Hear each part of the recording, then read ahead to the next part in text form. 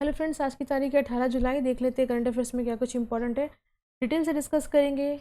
चलिए discussion start करते हैं। सबसे पहला क्वेश्चन हमारे सामने है, लेजेंडरी क्रिकेटर सर गैरफील्ड, जिनको गैरी भी बोलते थे, तो गैरफील्ड सोबर्स, जिनकी रिसेंटली में डेथ हो गई है। अभी कल रात की न्यूज़ है कि उनकी डेथ हो चुकी है। कौन से देश के लिए वो खेलते थे, महान क्रिकेटर थे अपने टाइम के, काफ़ी एज पे उनका निधन हुआ है, 90 प्लस के थे वो। आंसर है वेस्ट इंडीज़, राइट। चलो नेक्स्ट बात करें हम। आरएसएस की 100 ईयर पूरी हो चुकी है वैसे तो 2025 में, पर आरएसएस की एक बुक का विमोचन किया गया। बुक का नाम था a century of service, unity and sacrifice. इसका विमोचन जो है वो किसके द्वारा किया गया? तो आंसर है vice president of India. Vice president of India नाम में आपको याद रखना है, सीपी राधाकृष्णन। इनके द्वारा आरएसएस की 100 साल पूरे होने के उपलक्ष्य में जो बुक रिलीज़ की गई है वो थी a century of service, unity and sacrifice, जिसका विमोचन हमारे राष्ट्रपति जी ने, उपराष्ट्रपति जी ने किया है, वाइस प्रेसिडेंट ने किया है। अब देखो, आरएसएस यानी कि राष्ट्रीय स्वयंसेवक संघ, पता है आपको 1925 में इस्टेब्लिशमेंट हुआ था। और अब देखो, हेडगेवार जी, जिनके बारे में कहा जाता है कि वो जो है फाउंडर मेंबर थे, तो याद रखना है आपको, doctor Keshav Baliram Hedgewar founder member थे। और हेडक्वार्टर कहाँ पे है? नागपुर, महाराष्ट्र में आरएसएस का। और प्रेजेंट में जो उसके सर संघचालक हैं वो है मोहन भागवत। चलिए बात करते हैं नेक्स्ट क्वेश्चन की। रिसेंटली नीति आयोग ने लॉन्च किया है इन्वेस्टमेंट याद रखना है आपको जो नाम है वो, क्योंकि ये न्यू इंडेक्स है, याद रखना है, इन्वेस्टमेंट फ्रेंडलाइनेस इंडेक्स। ठीक है, यहाँ पे एक चीज़ नोटिस करनी है, वो है कि ये फ्रेंड के बाद लाइन के बाद एस, मतलब डबल एस है, लाइननेस है, तो प्रोनाउंसिएशन पे ध्यान देना है। तो इन्वेस्टमेंट फ्रेंड लाइननेस इंडेक्स, अब इसका प्राइमरी ऑब्जेक्ट क्या है उसे देखेंगे। देखो एक्चुअली में ये एक बेंचमार्क क्रिएट करेगा, है ना, इम्प्रूव करेगा स्टेट के अंदर जो इन्वेस्टमेंट इकोसिस्टम है उसको। तो बहुत ही सिंपल है लेकिन है बहुत कुछ इसके अंदर। सबसे पहले बात करेंगे, देखो डिटेल से जानेंगे। 19th मीटिंग हुई थी गवर्निंग काउंसिल की, जो नीति आयोग की गवर्निंग काउंसिल है, जो चेयर करते प्रधानमंत्री जी। तो अब देखो इसकी मीटिंग में ये बात सामने आई कि एक नया इंडेक्स आईएफआई लॉन्च किया जाएगा। और ये जो आईएफआई है, इन्वेस्टमेंट को डिफाइन करेगा कि भारत के अंदर जितने भी राज्य हैं, यूनियन स्टेट हैं, उनमें जो इन्वेस्टमेंट है वो किस तरह से आ रहा है, कौन सी राज्य अच्छा परफॉर्मेंस कर रही है, ताकि राज्यों के बीच में जो है एक फ्रेंडली, एक तरह से कंपटीशन स्टार्ट हो सके। 8 पिलर्स हैं इसके। Number 1 infrastructure, business climate, resources, government policies, regulatory edge, institutional environment, financial health and environmental resilience. ठीक है, देखो अब हम बात करेंगे यहाँ पे जो हमारा यहाँ से क्वेश्चन बन सकता है, बहुत ही क्वेश्चन बनने वाला है यहाँ से। तो देखो अभी हम लोग आर्टिकल डिस्कस कर लेते हैं, फिर इससे नेक्स्ट हम लोग क्वेश्चन डिस्कस भी करेंगे। देखो इस रिपोर्ट के आधार पे जो है गुजरात, महाराष्ट्र, तमिलनाडु, गोवा एंड उड़ीसा, ये इमर्जिंग टॉप परफॉर्मेंस राज्य हैं जहाँ पे इन्वेस्टमेंट ज़्यादा आया है। इस इंडेक्स के रिजल्ट में ये बात सामने आती है। 15 ऐसे राज्य हैं जो अभी क्लासिफाइड है फ्रंट रनर से उनके कैटेगरी में, और जो 8 यूनियन स्टेट्स हैं, 8 यूनियन और स्टेट्स जो हैं वो अभी बॉटम लाइन में है, माने एस्पायरिंग कैटेगरी में है। तो यहाँ पे डिस्कशन में समझ में आया कि 3 कैटेगरी में ये जो है इंडेक्स राज्यों को बांटता है। देखो थोड़ी सी और बात करेंगे, तो 3 कैटेगरी है, उसमें क्या है, लार्ज स्टेट की एक अलग कैटेगरी है, हिली स्टेशन और जो नॉर्थ ईस्ट का जो रीजन्स है उसका एक अलग कैटेगरी है, और यूनियन टेरिटरीज और सिटी स्टेट जो है उनका एक अलग कैटेगरी है। तो देखो यूनियन टेरिटरीज हो गया, सिटी स्टेट जैसे मानो चंडीगढ़ हो गया या दिल्ली अपने आप में खुद एक सिटी स्टेट है, तो ये ध्यान में रखना है। तो ये देखो गुजरात जो है वो टॉप किया है लार्ज कैटेगरी में, फर्स्ट रैंक आया है, उसके बाद महाराष्ट्र का नंबर है, उसके बाद तमिलनाडु का नंबर आता है।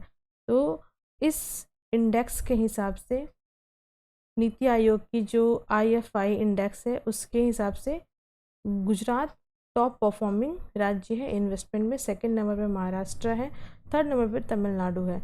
दूसरे कैटेगरी के जो हिल स्टेशन और नॉर्थ रीजन वाली जो कैटेगरी है उसमें उत्तराखंड इमर्जिंग हाई रैंक वाला राज्य है, उसके बाद आसाम आता है, उसके बाद हिमाचल प्रदेश आता है। और सिटी और यूनियन टेरेटरीज वाली जो कैटेगरी उसमें गोवा जो है वो टॉप पोजीशन पे, उसके बाद दिल्ली एंड चंडीगढ़ आता है। तो यहाँ से खुद बहुत सारे क्वेश्चन बनेंगे, याद रखना है। विश्वास 2026 रिसेंटली लॉन्च किया गया है EPFO के द्वारा। अब ये किसे संबंधित है? देखो आंसर है ये one time dispute resolution for EPF penalties and damages है। जो EPF है उनके द्वारा विश्वास 2026 लॉन्च किया गया है, ताकि जितने भी जो मतलब किसी कंपनी के द्वारा किसी एम्प्लॉय का या पर्टिकुलर ग्रुप ऑफ एम्प्लॉय का पैसा फंस जाना या कोई डिस्प्यूट हो जाना, तो उसको ये ठीक करने के लिए है। EPFO की बात करें तो इस्टेब्लिशमेंट हुआ था 1952 में, लेबर एम्प्लॉयमेंट मिनिस्ट्री के अंदर आता है, हेडक्वार्टर दिल्ली में है। ठीक है, चलिए नेशनल ई-विधान एप्लीकेशन रिसेंटली न्यूज़ में है। कौन से मंत्रालय की ये पहल है? तो मिनिस्ट्री ऑफ पार्लियामेंट्री अफेयर की पहल है। लेकिन हम न्यूज़ में क्यों डिस्कस कर रहे हैं नेशनल ई-विधान को? क्योंकि महाराष्ट्र अभी रिसेंटली ई-विधान एप्लीकेशन को लॉन्च कर चुका है अपने लेजिस्लेटिव में। मतलब महाराष्ट्र राज्य जो है वो ई-विधान एप्लीकेशन के तहत ही लेजिस्लेटिव असेंबली का डिजिटलाइजेशन कर चुका है। अब ये ऐसे ही नहीं होता, इसके लिए MOU साइन करना पड़ता है जिस भी स्टेट गवर्नमेंट को करना हो, और वो MOU साइन करता है जो मिनिस्ट्री ऑफ पार्लियामेंट्री अफेयर्स है, ठीक है, उनके साथ। और ये भारत का एक प्रोग्राम है, मिनिस्ट्री ऑफ पार्लियामेंट्री अफेयर्स का ये प्रोग्राम है डिजिटल इंडिया प्रोग्राम, जिसके तहत जितने भी हमारे राज्य हैं, यूनियन टेरेटरीज़ हैं, उन सभी का डिजिटलाइजेशन करना है। 37 स्टेट्स और यूनियन टेरेटरीज़ हमारे पास हैं, मतलब सभी मिला करके 28 स्टेट और 8 जो यूनियन टेरेटरीज़ हैं सबको मिला करके 37 होते हैं। 33 जो हैं वो इनरोल हो चुके हैं, लेकिन जितने इनरोल हुए हैं उसमें से मात्र 21 ही ऐसे हैं जो अभी परफॉर्मिंग कर रहे हैं। समझ गए? मतलब 37 को डिजिटलाइजेशन तो करना है, लेकिन 33 का हो चुका है और 21 ही अभी परफॉर्मिंग है, अभी महाराष्ट्र ने रिसेंट किया है। Exercise pitch black 2026 India participate किया है। कौन सी कंट्री से होस्ट करती है? आंसर है ऑस्ट्रेलिया। देखो इंडियन एयरफोर्स जो है वो पार्टिसिपेट करती है, ऑस्ट्रेलिया इंडिया का ये एक जो है एक्सरसाइज है, एयरफोर्स एक्सरसाइज है। पिच ब्लैक 2026 में 120 एयर वॉरियर इसमें पार्टिसिपेट करेंगे। देखो पहले इसमें जो पार्टिसिपेशन होता था वो सुखोई MKI का होता था, ठीक है, सुखोई 30 जिसे हम कहते हैं उस एयरक्राफ्ट का होता था। लेकिन 2026 में पहली बार जो है राफेल पार्टिसिपेट कर रहा है। ये एक्सरसाइज जो है वो 20 जुलाई से 7 अगस्त तक चलेगी, तो ये याद रखना है। अब नेक्स्ट क्वेश्चन इसी से संबंधित है। Which fighter aircraft is participate for the first time exercise of pitch black on behalf of the Indian air force? Answer is Rafale. IPS officer Anurag Kumar recently appoint हुए हैं as a commissioner of Delhi police. तो आपको याद रखना है IPS Anurag Kumar Delhi police के head commissioner appoint हुए हैं। अपॉइंटमेंट से क्वेश्चन बन सकता है। नेक्स्ट, प्रेसिडेंट द्रौपदी मुर्मू जो है वो अपकमिंग डे में उनका विजिट होने वाला है। तो अब हम देखेंगे कि कौन कौन से देश में वो विजिट करने वाले हैं। तो देखो 3 देशों में उनका विजिट होने वाला है, बट क्वेश्चन में 2 देश के बारे में पूछा गया कि ऑप्शन ऐसे अरेंज किए गए हैं ताकि आपको याद रख सके। देखो राष्ट्रपति द्रौपदी मुर्मू जो हैं अभी रिसेंटली वो विजिट करने वाली है 3 देश में। वो 3 देश कौन कौन से हैं? मालडोवा, नॉर्थ मैकेडोनिया और रोमानिया। ठीक है, देखो यहाँ पे जो रोमानिया है वहाँ पे तो 3 दशक के बाद कोई भारत का प्रधान मतलब जो प्रेसिडेंट है वो विजिट पे जाएगा।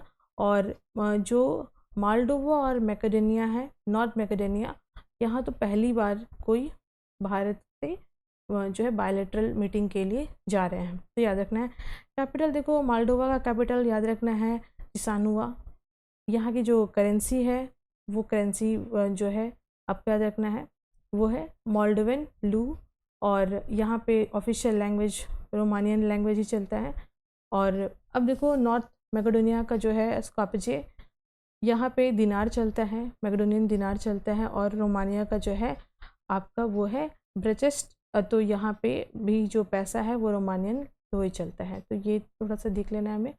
अब देखो महिला आयोग के द्वारा हाल ही में जागरूकता के लिए है ना किस अधिनियम के तहत जो है वो का जो है वुमेन सेफ्टी अवेयरनेस का कार्यक्रम चलाया जा रहा है नेशनल वुमेन कमीशन के द्वारा।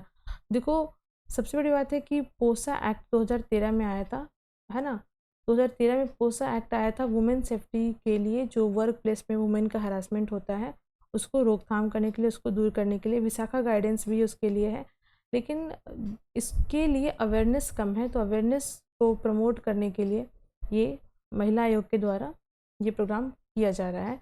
2 दिवसीय कार्यक्रम है। मैंने बात किया पोसा एक्ट, तो याद रखना है prevention of sexual harassment at work place, ये आपको याद रखना है।